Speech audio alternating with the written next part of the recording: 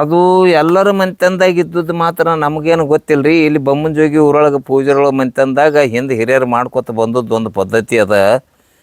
ನಾಗಯ್ಯ ಆಯಿ ತಳ ಅಲ್ಲಾದರೂ ಹೋಗಿ ನೋಡ್ತೀವಿ, ಅಲ್ಲಿ ಹುಟ್ಟಿಗೆ ಅದು ಉಡ್ತಾರೆ. ಖರೆ ಈ ನಮ್ಮ ಥರ ಹೊನಗೊಡ ಹೊಂಡಸೋದು ನಾವು ಎಲ್ಲಿನೂ ನೋಡಿಲ್ಲ. ಇಲ್ಲೇ ನಮ್ಮಲ್ಲಿ ಇಟ್ಟು ಹಿರಿಯರು ಮಾಡ್ಕೊತ ಬಂದಿವಿ, ಅದನ್ನು ಕಂಡು ನಾವು ಮಾಡ್ತೀವಿ.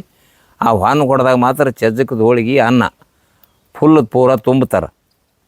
ಅಡುಗೆ ಮಾಡಿ ಫುಲ್ ಕೊಡ ತುಂಬುತನೂ ಹಾಕಿ ಅದ್ರ ಮೇಲೆ ಪಣತಿ ಇಟ್ಟು ದೀಪ ಹಚ್ಚಿ ತೊಗೊಂಡು ಒಯ್ದು ಮುಟ್ಟಿಸ್ತಾರೆ. ಅಂದ್ರೆ ಈಗ ಅಲ್ಲೇ ನಾಗಾವಿ ಚಿತ್ತಾಪುರದೊಳಗೆ ಈ ಒಂದು ಮಾಡ್ಬೋದಾಗಿತ್ತಲ್ಲ, ಇಲ್ಲಿ ಯಾಕೆ ಮಾಡ್ತಿದ್ರಿ? ಅಂದ್ರೆ ಹಿಂದೆ ಹಿರಿಯರು ಬಸ್ಸಿನ ಸೌಕರ್ಯ ಒಂದು ಇದ್ದಿದ್ದಿಲ್ಲ, ದಾರಿನೂ ದೂರ. ಚಿತ್ತಾಪುರ ಅಂದ್ರೆ ಈಗ ಗುಲ್ಬರ್ಗ ಜಿಲ್ಲೆದಾಗ ಬರ್ತದ್ರಿ. ಅದು ದಾರಿ ಭಾಳ ದೂರ ಆಗ್ತದ ಅನ್ನೋ ಉದ್ದೇಶದಿಂದ ಮಾಡ್ಯಾರೋ ಹ್ಯಾಂಗೆ ಮಾಡ್ಯಾರೋ, ಒಟ್ಟು ಆವಾಗ ಸೌಕರ್ಯ ಕಮ್ಮಿ ಅದಂತೇಳಿ ಇಲ್ಲಿ ಹಳ್ಳದ ದಂಡಿಗೆ ಒಂದು ಹುತ್ತಿನ ಮೇಲೆ ಉಪ್ಪಿನ ಕಂಟಿ ಬೆಳೆದಿತ್ತು. ಆ ಕಂಟಿಗೆ ನಮ್ಮ ಹಿರಿಯರು ನಾವು ನೋಡೋದಾಗಿನ ಹಿಡ್ಕೊಂಡು ಆ ಕಂಟಿಗೆ ಇವರು ಪೂಜೆ ಮಾಡೋದು, ಅಲ್ಲಿಗೆ ಹೊನಗೊಡ ಒಯ್ದು ಮಾಡ್ತಿದ್ರು. ಅದನ್ನು ಕಂಡು ನಾವು ಹಿರಿಯರು ನಮ್ಗೆ ಅದನ್ನು ತೋರಿಸಿಬಿಟ್ರು. ಅದೇ ತೆರನಾಗಿ ಇಲ್ಲೇ ನಾವು ಮಾಡ್ಲಿಕ್ಕತ್ತೀವಿ. ಮೊದಲು ಅವ್ರಿಗೆ ಬಸ್ಸಿನ ಸೌಕರ್ಯ ಇಲ್ಲದಕ್ಕಾಗಿ ಬಿಟ್ಟು ಇಲ್ಲೇ ಮಾಡ್ಯಾರ. ಅದೇ ಥರನೇ ಗಂಡಸು ಮಕ್ಕಳ ಲಗ್ನದಾಗ ಅಷ್ಟೇ ನಾವು ಮಾಡ್ತೀವಿ, ಹೆಣ್ಣು ಮಕ್ಕಳ ಲಗ್ನದಾಗ ಏನು ಮಾಡೋದಿಲ್ಲ. ಪಣತಿ ಸಾಣದಿತ್ತಂದ್ರೂ ಸಹಿತ ಅದರೊಳಗೆ ಅಷ್ಟೇ ಒಂದು 1/4 ಕಿಲೋ ಎಣ್ಣೆ ಹಿಡಿಯಟ್ಟು ಪಣತಿರ್ತದೆ. ಅದರಲ್ಲಿ ಒಂದು ಕಿರ್ಬಳಿನ ಸಣ್ಣ ಬತ್ತಿ ಮಾಡ್ತೀವಿ. ಬತ್ತಿ ಮಾಡಿ ಅದರಲ್ಲಿ ತುಂಬ ಎಣ್ಣೆ ಹಾಕಿ ಅದರೊಳಗೆ ಹತ್ತಿ ಕಾಳು ಹಾಕಿ ದೀಪ ಹಚ್ತೀವಿ. ಆಮೇಲೆ ಆಯಿಗೆ ಉಗ್ರಾಗೋ ಟೈಮ್ದಾಗ ಮತ್ತು 4 ಮಂದಿ ಸುತ್ತ ಕೊಡ ಒಂದು ಸ್ವಲ್ಪ ಹಿಡಿಲಕ್ಕ ಆಸರೆ ಜನರನ್ನು ಕೂಡಿಸ್ಕೊಂಡು ಅದೇ ಆಶ್ರಯದ ಮೇಲಿಂದ ತೊಗೊಂಡು ಹೋಗ್ಲಕ್ಕಾಗಿನೂ ಅಕಸ್ಮಾತ್ ದೀಪ ನಂದಿದ್ರೆ, ದೀಪ ಶಾಂತ ಆದ್ರೆ ಅದು ಕೊಡ ಹೊತ್ತವ್ರಿಗೆರೆ ಪೆಟ್ಟು ಬೀಳ್ತದ, ಒಂದು ಇಲ್ಲ ಮದುಮಕ್ಕಳಿಗೆರೆ ಪೆಟ್ಟು ಬೀಳ್ತದ. ಹಿಂದೆ ಹಿರಿಯರು ಮಾಡ್ಕೊತ ಬಂದಾರ. ಆ ಥರ ಆದ ಟೈಮ್ದಾಗ ಒಬ್ಬೊಬ್ರು ಪೆಟ್ಟು ಬಿದ್ದಾವತ್ತ ನಮ್ಗೆ ಹಿರಿಯರು ಹೇಳ್ಯಾರ. ಈಗ ನಮ್ಮ ಕೈ ಮೇಲೆ 4 ಸಾರಿ ಆಯಿತು ಮಾಡ್ಲಕತ್ತಿ ನಮ್ಮ ತಿಳಬಲ್ಲಿಂದ. ಇನ್ನೂವರೆಗೆ ಏನೂ ಧಕ್ಕಿನೂ ಆಗಿಲ್ಲ, ಯಾರಿಗೂ ಪೆಟ್ಟನೂ ಬಿದ್ದಿಲ್ಲ. ಇಷ್ಟು ಮಾತ್ರ ದೇವರ ಚೆಂದಾಗಿ ನಡೆಸ್ಕೊಂಡು ಇಲ್ಲಿವರೆಗೆ ಬಂದಾನ. ಅಜ್ಜಾರ, ಈ ಒಂದು ಪದ್ಧತಿ ಬರೀ ನಿಮ್ಮ ಮನೆತನದೊಳಗೆ ಇತ್ತು ಅಥವಾ ಎಲ್ಲ? ಬಿಜಾಪುರ ಜಿಲ್ಲೆ ದೇವರಿಪ್ಪರಿಗೆ ತಾಲೂಕಿನ ಬೊಮ್ಮನಜೋಗಿ ಗ್ರಾಮದಲ್ಲಿ ಪೂಜಾರಿಗಳ ಮನೆತನದಲ್ಲಿ ಗಂಡಸು ಮಕ್ಕಳ ಮದುವೆ ಮಾಡಬೇಕಾದ್ರೆ ಯಾವ ರೀತಿ ದೇವರ ಹಬ್ಬ ಮಾಡ್ತಾರೆ ಅದ್ರ ಬಗ್ಗೆ 2 ಮಾತು ಹೇಳ್ತೇನೆ. ನಮ್ಮ ಮನೆ ದೇವರ ಚಿತ್ತಾಪುರ ಎಲ್ಲಮ್ಮ ಅಂಥೇಳಿ ಮನೆ ದೇವರ. ಚಿತ್ತಾಪುರ ಅಂತಂದ್ರೆ ನಾಗಾವಿ ಅಂತ ಬರ್ತೈತಿ. ಅಲ್ಲಿ ಯಲ್ಲಮ್ಮ ದೇವಿ ದೇವಸ್ಥಾನ ಅದ. ಅದು ಭಾಳ ದೂರ ಆಗ್ತದಂತೇಳಿ ಅವಾಗ ವಾಹನಗಳ ಸೌಕರ್ಯ ಇಲ್ಲದಕ್ಕಾಗಿ ಹಿರಿಯರಾದಂಥವ್ರು ಇಲ್ಲೇ ಊರ ತೆಳಗಿನ ಬಾಜು ಹುತ್ತು ನೋಡಿ, ಉಪ್ಪಿನ ಕಂಟಿ ನೋಡಿ ಹೊನ್ನಗೊಡ ಅಲ್ಲಿಗೆ ನಡೆಸ್ಕೋತ ಹೋಗ್ಯಾರ. ಡೊಳ್ಳಿನ ವಾಲ್ಗ ಮತ್ತು ಆಮೇಲೆ ಈರ್ಕಾರು, ಆಮೇಲೆ ಜೋಗಮ್ಗಳು, ಹಿಂಗೆ ಅನೇಕ ಥರ ಜನ ಕೂಡಿ ಭಂಡಾರ, ಕಾರಿಕ ಮತ್ತು ಆಮೇಲೆ ನಿಂಬೆಕಾಯಿ, ಸಿಡಿಗಾಯಿ, ಕುಂಬಳಕಾಯಿ ಇವೆಲ್ಲ ವಾದ್ಯದೊಂದಿಗೆ ಹಾರಿಸ್ಕೋತ ಹೊಡ್ಕೋತ ತೊಗೊಂಡು ಹೋಗಿ ಹೊನ್ನಗೊಡ ಅಲ್ಲಿಗೆ ಮುಟ್ಟಿಸ್ತಿದ್ರು. ಅದೇ ಥರನೇ ನಿನ್ನೆ ಮೊನ್ನೆ ಅಂತಂದ್ರೆ 12ನೇ ತಾರೀಕಿನ ದಿವಸ ನಮ್ಮ ಮಗಂದು ಏನದ ಅಕ್ಕಿ ಕಾಳಿದ್ದು. ಆ ಟೈಮ್ದಲ್ಲಿ 5 ಮಂದಿ ಈರ್ಕಾರನ್ನ ಕರೆಸಿದ್ದೆವು. ಆಮೇಲೆ 11 ಮಂದಿ ಜೋಗುಣಿಗೆರು ಕರೆಸಿದ್ದೆವು. ಎಲ್ಲರೂ ಸೇರಿಕೊಂಡು ಭಂಡಾರ ವಾಲ್ಗದಲ್ಲಿ ದೇವರ ಹೊನ್ನಗೊಡ ನಮ್ಮ ಪಾದ ಕಟ್ಟದಂಥ ನಮ್ಮ ಹೆಣ್ಣುಮಕ್ಕಳಿಗೆ ಬೇವಿನೊಟ್ಟಿಗೆ ಉಡಿಸಿ ವಾಲ್ಗದೊಂದಿಗೆ ಹಡದಿ ಮೇಲೆ ತಗೊಂಡು ಅಲ್ಲಿ ಒಯ್ದು ಮುಟ್ಟಿಸಿದೆವು. ಅಜ್ಜರ, ಇದು ಮತ್ತು ಇದು ಇತಿಹಾಸ ಯಾವ ರೀತಿ ಮೊದಲು ಎಲ್ಲಿಂದ ಚಲೋ ಐತ್ರಿ? ನಿಮ್ಮ ಹಿರಿಯರು ಹಿಡ್ಕೊಂಡು ಹೆಂಗೆ ಚಲೋ ಐತ್ರಿ ಇದು ಇತಿಹಾಸ ನೋಡ್ರಿ.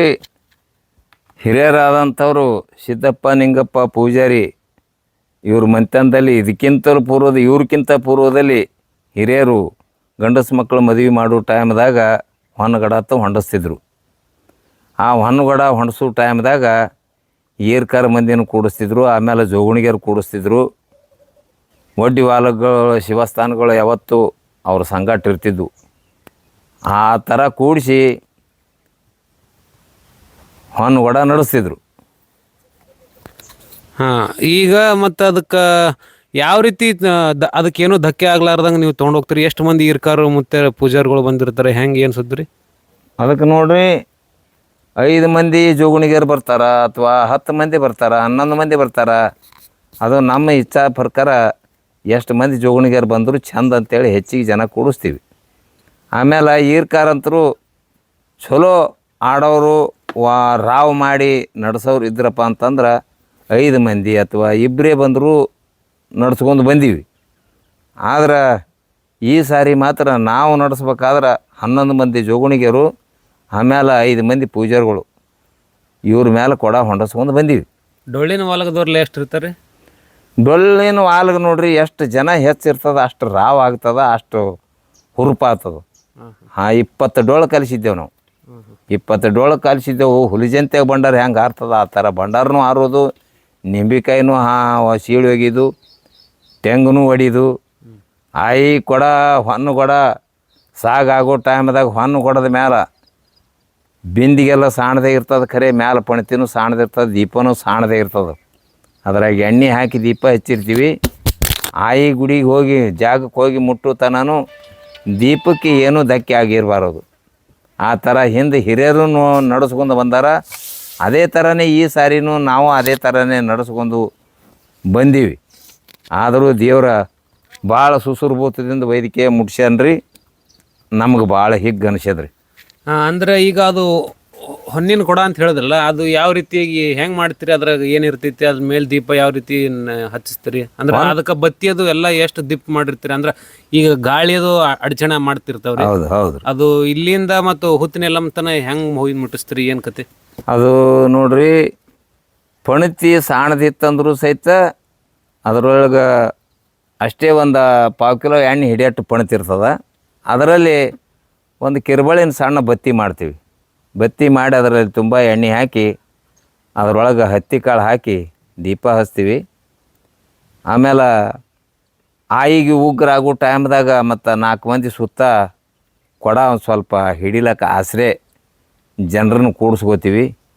ಕೂಡಿಸ್ಕೊಂಡು ಅದೇ ಆಶ್ರಯದ ಮೇಲಿಂದ ತೊಗೊಂಡು ಹೋಗ್ಲಕ್ಕಾಗಿನೂ ಅಕಸ್ಮಾತ್ ದೀಪ ನಂದಿದ್ರೆ, ದೀಪ ಶಾಂತ ಆದ್ರೆ ಅದು ಕೊಡ ಹೊತ್ತವ್ರಿಗೆರೆ ಪೆಟ್ಟು ಬೀಳ್ತದೆ, ಒಂದು ಇಲ್ಲ ಮದುಮಕ್ಕಳಿಗೆರೆ ಪೆಟ್ಟು ಬೀಳ್ತದೆ. ಹಿಂದೆ ಹಿರಿಯರು ಮಾಡ್ಕೊತ ಬಂದಾರ. ಆ ಥರ ಆದ ಟೈಮ್ದಾಗ ಒಬ್ಬೊಬ್ರು ಪೆಟ್ಟು ಬಿದ್ದಾವತ್ತ ನಮ್ಮ ಹಿರಿಯರು ಹೇಳ್ಯಾರ. ಈಗ ನಮ್ಮ ಕೈ ಮೇಲೆ 4 ಸಾರಿ ಆಯಿತು ಮಾಡ್ಲಕತ್ತಿ ನಮ್ಮ ತಿಳಬಲ್ಲಿಂದ. ಇನ್ನೂವರೆಗೆ ಏನೂ ಧಕ್ಕಿನೂ ಆಗಿಲ್ಲ, ಯಾರಿಗಿನೂ ಪೆಟ್ಟನೂ ಬಿದ್ದಿಲ್ಲ. ಇಷ್ಟು ಮಾತ್ರ ದೇವರ ಚೆಂದಾಗಿ ನಡೆಸ್ಕೊಂಡು ಇಲ್ಲಿವರೆಗೆ ಬಂದಾನ.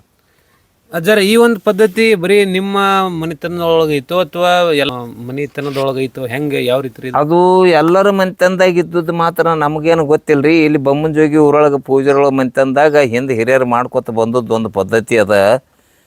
ನಾಗಯ್ಯ ಆಯಿ ತಳ ಅಲ್ಲಾದರೂ ಹೋಗಿ ನೋಡ್ತೀವಿ, ಅಲ್ಲಿ ಒಟ್ಟಿಗೆ ಅದು ಉಡ್ತಾರೆ. ಖರೆ ಈ ನಮ್ಮ ಥರ ಹೊನ್ನಗೊಡ ಹೊಂಡಸೋದು ನಾವು ಎಲ್ಲಿನೂ ನೋಡಿಲ್ಲ. ಇಲ್ಲೇ ನಮ್ಮಲ್ಲಿ ಇಟ್ಟು ಹಿರಿಯರು ಮಾಡ್ಕೊತ ಬಂದಿವಿ, ಅದನ್ನು ಕಂಡು ನಾವು ಮಾಡ್ತೀವಿ. ಆ ಹೊನ್ನಗೊಡದಾಗ ಮಾತ್ರ ಚಜ್ಜಕದ ಹೋಳಿಗೆ ಅನ್ನ ಫುಲ್ ಪೂರ ತುಂಬ್ತಾರೆ. ಅಡುಗೆ ಮಾಡಿ ಫುಲ್ ಕೊಡ ತುಂಬುತನೂ ಹಾಕಿ ಅದ್ರ ಮೇಲೆ ಪಣತಿ ಇಟ್ಟು ದೀಪ ಹಚ್ಚಿ ತೊಗೊಂಡು ಒಯ್ದು ಮುಟ್ಟಿಸ್ತಾರೆ. ಅಂದ್ರೆ ಈಗ ಅಲ್ಲೇ ನಾಗಾವಿ ಚಿತ್ತಾಪುರದೊಳಗೆ ಈ ಒಂದು ಮಾಡ್ಬೋದಾಗಿತ್ತಲ್ಲ, ಇಲ್ಲಿ ಯಾಕೆ ಮಾಡ್ತಿದ್ರಿ? ಅಂದ್ರೆ ಹಿಂದೆ ಹಿರಿಯರು ಬಸ್ಸಿನ ಸೌಕರ್ಯ ಒಂದು ಇದ್ದಿದ್ದಿಲ್ಲ, ದಾರಿನೂ ದೂರ. ಚಿತ್ತಾಪುರ ಅಂದ್ರೆ ಈಗ ಗುಲ್ಬರ್ಗ ಜಿಲ್ಲೆದಾಗ ಬರ್ತದ್ರಿ. ಅದು ದಾರಿ ಭಾಳ ದೂರ ಆಗ್ತದೆ ಅನ್ನೋ ಉದ್ದೇಶದಿಂದ ಮಾಡ್ಯಾರೋ ಹ್ಯಾಂಗೆ ಮಾಡ್ಯಾರೋ. ಒಟ್ಟು ಆವಾಗ ಸೌಕರ್ಯ ಕಮ್ಮಿ ಅದ ಅಂತೇಳಿ ಇಲ್ಲಿ ಹಳ್ಳದ ದಂಡಿಗೆ ಒಂದು ಹುತ್ತಿನ ಮೇಲೆ ಉಪ್ಪಿನ ಕಂಟಿ ಬೆಳೆದಿತ್ತು. ಆ ಕಂಟಿಗೆ ನಮ್ಮ ಹಿರಿಯರು ನಾವು ನೋಡೋದಾಗಿನ ಹಿಡ್ಕೊಂಡು ಆ ಕಂಟಿಗೆ ಇವರು ಪೂಜೆ ಮಾಡೋದು, ಅಲ್ಲಿಗೆ ಹೊನ್ನಗೊಡ ಒಯ್ದು ಮಾಡ್ತಿದ್ರು. ಅದನ್ನು ಕಂಡು ನಾವು ಹಿರಿಯರು ನಮ್ಗೆ ಅದನ್ನು ತೋರಿಸಿಬಿಟ್ರು. ಅದೇ ತೆರನಾಗಿ ಇಲ್ಲೇ ನಾವು ಮಾಡ್ಲಿಕ್ಕತ್ತೀವಿ. ಮೊದಲು ಅವ್ರಿಗೆ ಬಸ್ಸಿನ ಸೌಕರ್ಯ ಇಲ್ಲದಕ್ಕಾಗಿ ಬಿಟ್ಟು ಇಲ್ಲೇ ಮಾಡ್ಯಾರ. ಅದೇ ಥರನೇ ಗಂಡಸು ಮಕ್ಕಳ ಲಗ್ನದಾಗ ಅಷ್ಟೇ ನಾವು ಮಾಡ್ತೀವಿ, ಹೆಣ್ಣು ಮಕ್ಕಳ ಲಗ್ನದಾಗ ಏನು ಮಾಡೋದಿಲ್ಲ. ಅಜ್ಜಾರ, ಈಗ ಹೊನ್ನಗೊಡ ಹೊತ್ತ ಅಮ್ಮನವ್ರಿಗೆ ಹೊನ್ನಗೊಡ ಹೊರ್ತಾರಂತ ಹೇಳಿದ್ರಿ. ಹೊತ್ತ ಮೇಲೆ ಅವ್ರಿಗೆ ಸುರ್ತಿ ಇರುತ್ತೋ ಅಥವಾ ಹೆಂಗ್ ಯಾವ ರೀತಿ ಅವ್ರ ಮೇಲೆ ಏನು ದೇವ್ರು ಬಂದು ಉಗ್ರ ಥರ ಆಗುತ್ತೋ ಹೆಂಗ್ರಿ? ಆಗ್ತದ್ರಿ. ಅಲ್ಲೆಲ್ಲಿ ಹೆಜ್ಜೆ ಹೆಜ್ಜೆಗೊಮ್ಮೆ ಎಲ್ಲಿ ಬೇಕಲ್ಲೇ ಕೊಡ ನಿಂದಿರ್ತಿರ್ತದ. ಅವಾಗ ಪೂಜಾರಿಗಳು ಅಲಗಾಡೋದು, ಗುಂಡಾಡೋದು ಮತ್ತು ಇದು ಹತ್ತಾರು ತೊಗೊಂಡು ಅವರು ಆಡೋದು, ಹೊಸು ಥರದಿಂದ ಒಟ್ಟು ರಾವ್ ಮಾಡಿ ಕೊಡ ಹಿಂದಕ್ಕೆ ಜಗತ್ತಿತ್ತಂದ್ರೂ ಮುಂದಕ್ಕೆ ಬರಂಗೆ ಮಾಡೋದು, ಅವರೆಲ್ಲ ಕೈ ಮಾಡಿ ಕರೀದು, ಅದೇನು ಕೈಲಾಸದಿಂದ ಪರಮಾತ್ಮನೇ ಬಂದು ಇಳ್ದಂಗೆ ಜಾತ್ರೆ ನಡೆದಿರ್ತದೆ. ಎಲ್ಲರಿಗೂ ಕೂತವ್ರು ನಿಂತವ್ರಿಗೆ ಸಹಿತ ಉಗ್ರ ಆಗುವಂಥ ಪರಿಸ್ಥಿತಿ ಆ ನಮ್ಮನ್ನ ವೈರಾಗ್ಯ ತೊಟ್ಟು ಮಾಡ್ತಾರೆ. ಅದರಿಂದ ದೇವ್ರ ಸಾಗಾಗ್ತದೆ. ಅಜ್ಜಾರ, ಈಗಾಗಲೇ ನೀವೊಂದು ಸನ್ನಿವೇಶ ಹೇಳಿದ್ರಿ, ದೀಪ ನಂದಬಾರ್ದು, ನಂದಿದಂಥ ಸಂದರ್ಭದಲ್ಲೂ ಕೂಡ ಅವರು ಈರ್ಕಾರರು ಅಲಗಗುಂಡ ಆಡಿ ಅದನ್ನ ದೀಪ ವಾಪಸ್ ಹಚ್ಚುವಂಥ ಪ್ರಯತ್ನ ಮಾಡ್ತಾರೆ ಅಂತ ಹೇಳಿದ್ರಿ. ಹೌದ್ರಿ. ಅದು ಅವರೇ ದೀಪ ಕಡ್ಡಿ ಮುಖಾಂತರ ಹಚ್ತಾರೋ ಅಥವಾ ಯಾವ ರೀತಿ ಅದೊಂದು ಸನ್ನಿವೇಶ ಹೇಳ್ರಿ? ಅದು ನೋಡ್ರಿ, ಹಿಂದೆ ಹಿರಿಯರು ಮಾತ್ರ ನಮಗೆ ಹೇಳಿದ ವಿಷಯ. ಹಿಂದೆ ಪುರುವಂತರ ಆಡಿದ್ರೂ ಗುಗ್ಗಳ ಆರಿದ್ರೆ ಪುರುವಂತರು ದೇವ್ರ ಶಕ್ತಿನಿಂದ ವೈರಾಗ್ಯ ತೊಟ್ಟು ಅವು ಶಸ್ತ್ರ ಹಾಕ್ಕೊಂಡು ತನ್ನಿಂತಾನೇ ದೀಪ ಹಚ್ಚುವಂಗೆ ನಡೆಸ್ತಿದ್ರು ಅನ್ನೋದು ನಾವು ಹಿರಿಯರ ಬಾಯಲ್ಲಿ ಕೇಳಿದ್ದೆವು. ಅದೇ ಥರನೇ ಪೂಜಾರಿಗಳ್ನು ಸಹಿತ ಗುಂಡಲ್ಗಾಡಿ ತನ್ನಿಂತಾನೇ ದೀಪ ಹಚ್ಚಂಗೆ ವೈರಾಗ್ಯ ತೊಡ್ತಿದ್ರು ಅಂತ ಹೇಳ್ತಿದ್ರು. ಆದ್ರೆ ಆ ಥರ ನಮ್ಮ ಕಣ್ಣೆದ್ರ ಒಮ್ಮೆನೂ ದೀಪ ನಂದಿಲ್ಲ, ಯಾರೂ ಹಚ್ಚಿಲ್ಲ. ಆದರೆ ಅನ್ನೋದು ಕೇಳೀವಿ, ಹೇಳೋದು ಕೇಳೀವಿ. ಪೂಜಾರಿಗಳೇ ಹಚ್ಚಬೇಕು ಅಂತ ಕಡ್ಡಿಲೆ ಕೊರ್ದು ಇನ್ನು ಅನಿವಾರ್ಯ ಅಂಥ ಹಚ್ಚುವಂಥ ಶಕ್ತಿ ಅವರಲ್ಲಿ ಪೂಜಾರಿಗಳ ಬಳಿ ಇರಲಿಲ್ಲ ಅಂತಂದ್ರೆ ಅನಿವಾರ್ಯ ಕಡ್ಡಿ ಕೊರ್ದು ಹಚ್ಚಿ ತೊಗೊಂಡು ಹೋದೆವು ತಿಳ್ಕೊರಿ. ತೊಗೊಂಡು ಆದ್ರೆ ಸಹಿತ ನಮ್ಮ ಮನಸ್ಸಿನಲ್ಲಿ ಕಲಿ ಕುಂದಿರೋದು ಅದು. ದೀಪ ನಂದತಲ್ಲ ಅನ್ನೋದೊಂದು ಕಲಿ ಕುಂದಿರೋದೇ. ಅದು ವರ್ಷ ತುಂಬಿದ್ರಗರೆ ಆಗಲಿ ಬೇಡ 3 ವರ್ಷನೊಳಗರೆ ಆಗಲಿ ಒಂದು ಯಾವ್ದಾರೆ ಶಕ ತೋರಿಸೇ ಬಿಡ್ತದೆ. ಅದು ಒಂದೇ ಸಂಶಯ. ಒಟ್ಟಾರೆಯಾಗಿ ಈ ಒಂದು ಸಂಸ್ಕೃತಿ ನಿಮ್ಮ ಮನೆತನದಲ್ಲಿ ಅಲ್ಲಿಂದ ಇಲ್ಲಿವರೆಗೂ ನಡ್ಸ್ಕೊಂಡು ಹೊಂಟಿರಿ? ನಡ್ಸ್ಕೊಂಡೆ ಹೊಂಟಿರಿ. ಏನಾದರೂ ಮುಂದಾದ್ರೂ ನಿಮ್ಮ ಮಕ್ಕಳಿಗೆ ಮೊಮ್ಮಕ್ಕಳಿಗೆ ಎಲ್ಲರೂ ಅದು ಮುಂದಾದ್ರೂ ನಮ್ಮನ್ನು ನೋಡಿ ಅವರು ಹೋಗಿ ಮಾಡ್ಲಕ್ಕ ನಾವು ಹೇಳೇ ಕೊಟ್ಟಿವಿ, ಅದನ್ನು ಮಾಡೇಬೇಕು. ಅದು ಮಾಡ್ಲಾರ್ದೆ ಬಿಟ್ರಂತೂ ನಡೆಯಂಗೆ ಇಲ್ಲ. ಅಕಸ್ಮಾತ್ ಬಿಟ್ಟರು ಅದು ಏನ್ರಿ ಮನ್ಸಿಗೆ ಒಂದು ಸ್ವಲ್ಪ ನೋವು ಆಗುವಂಥ ಸ್ಥಿತಿ ಕಾಣ್ತದ, ಅವಾಗ ನಾವೇ ಬಗ್ಬೇಕಾಗ್ತದ, ಮಾಡೇಬೇಕಾಗ್ತದ. ಈ ಒಂದು ನಿಮ್ಮ ವಿಶೇಷವಾದಂಥ ಮಾತುಗಳೊಂದಿಗೆ ಮುಂದಿನ ಪೀಳಿಗೆಯಲ್ಲಿ ಬರ್ತಕ್ಕಂಥ ಎಲ್ಲ ಮಕ್ಕಳಿಗೂ ಸಹಿತ ಈ ಒಂದು ವಿಶೇಷವಾಗಿರ್ತಕ್ಕಂಥ ವಿಷಯ ಎಲ್ಲರಿಗೂ ತಿಳಿಸ್ಕೊಟ್ಟಿದ್ದಕ್ಕೆ ಧನ್ಯವಾದ ರಜ್ಜ. ನಮಸ್ಕಾರ.